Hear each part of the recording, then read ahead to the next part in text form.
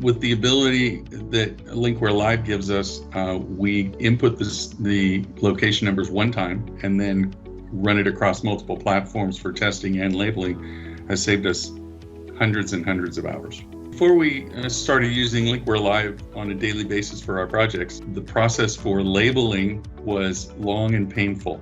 We would have to have a foreman, or in some instances, a superintendent, review the floor plans, take all those numbers off, input them into an Excel spreadsheet. Then we would create a macro that built the proper labeling sequence. At that time, we interfaced it with whatever labeling system we were using to create our labels. At the same time, we would have to take that information and manually input it into the tester so we could make sure that all the tests were done. But since we're using LinkWare Live, we input it one time, and the export-import works great for us.